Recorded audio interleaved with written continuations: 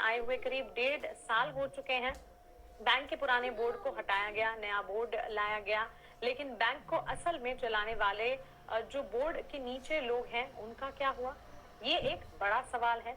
Yes Bank के पूर्व director और आईसीएआई के पूर्व प्रेसिडेंट उत्तम प्रकाश अग्रवाल हमारे साथ जुड़े हैं और उनसे बात करेंगे हमारे सहयोगी Brajesh ji. Brajesh ji, over to you.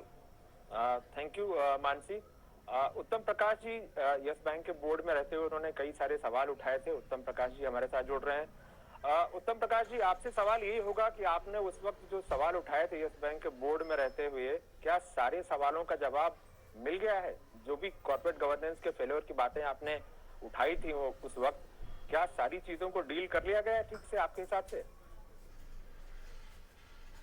जो भी एज ए इंडिपेंडेंट डायरेक्टर मेरी जवाबदारी थी और जो भी कॉर्पोरेट गवर्नेंस इश्यूज और the bank was totally driven by the management only, not by the directors, and all decision used to be taken by MD with consultation of the chairman, and all information used to be prepared by the team of management.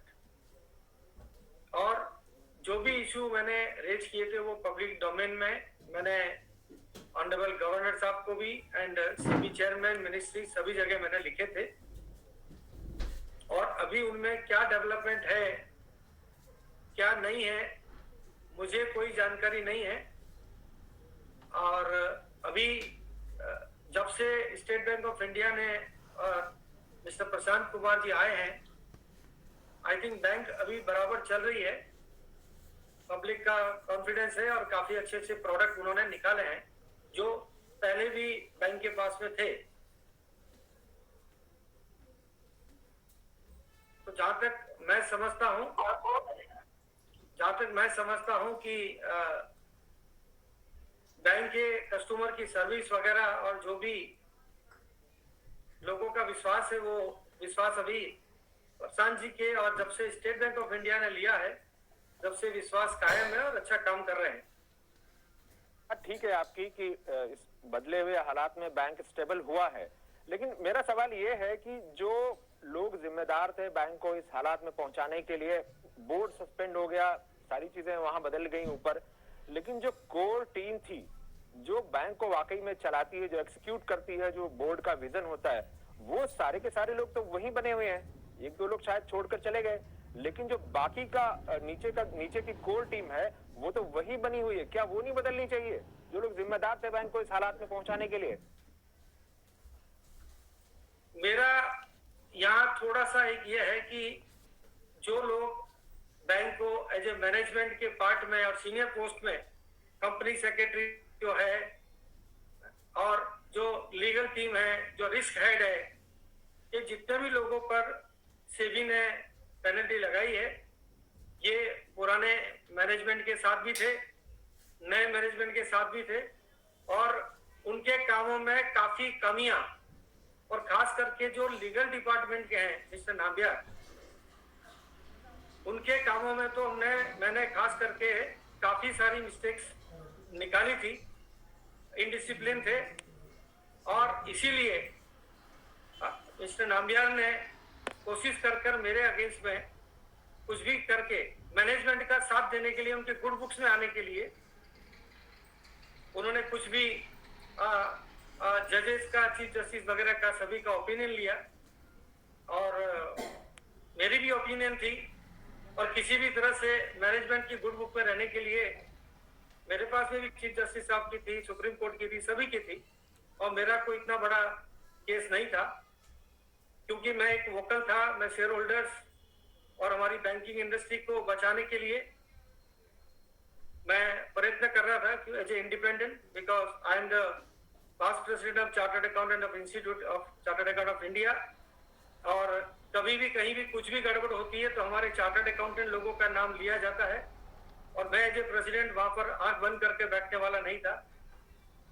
और मेरी राय में तो ये जो भी शायद कुछ इसमें से हटा दिए होंगे, ट्रांसफर कर दिए होंगे, मुझे ध्यान नहीं है।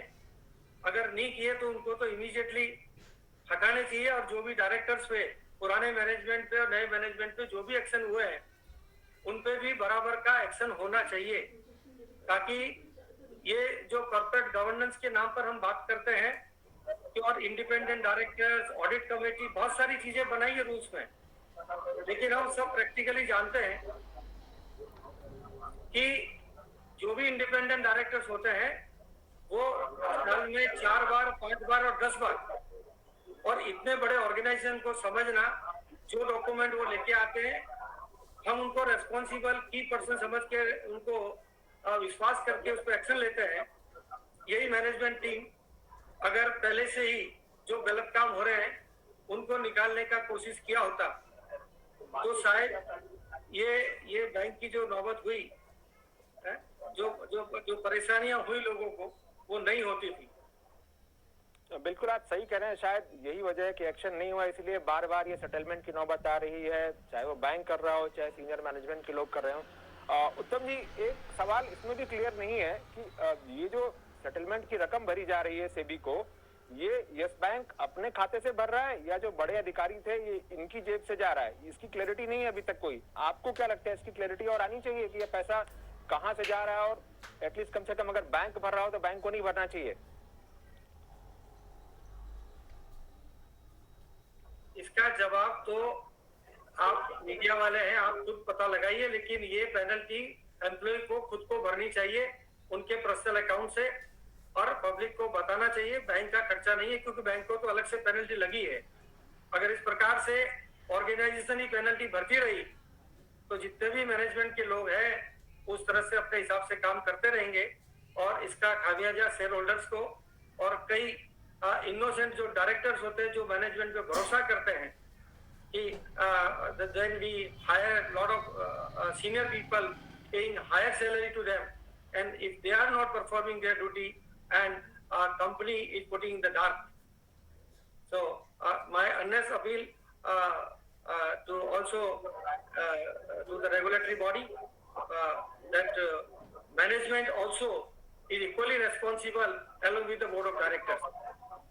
बहुत बहुत शुक्रिया उत्तम प्रकाश अग्रवाल जी, हमसे अपने यस बैंक का जो पुराना अनुभव है उसको साझा करने के लिए, और उम्मीद करते हैं कि आपने जो बात उठाई है ये बात पहुंचेगी सही जगह तक, और इस पर विचार किया जाएगा। यस बैंक का बोर्ड भी सोचेगा कि आखिर इस मामले पर क्या सही एक्शन लेना चाहिए शेयर होल्डर्स के इंटरेस्ट में। बहुत बहुत शुक्रिया हमारे साथ जुड़ने के लिए उत्तम जी। मानसी, हम आपके पास आते हैं। बिल्कुल ब्रजेश जी, शुक्रिया इस खास खबर पर हमारे साथ जुड़ने के लिए। तो यस बैंक को काफी सारे फैसले अभी लेने हैं शेयर होल्डर्स के इंटरेस्ट में। इससे जुड़ी ताजा जानकारी और जो भी अपडेट्स आगे भी हमें मिलेंगे हम आप तक जरूर पहुंचाएंगे।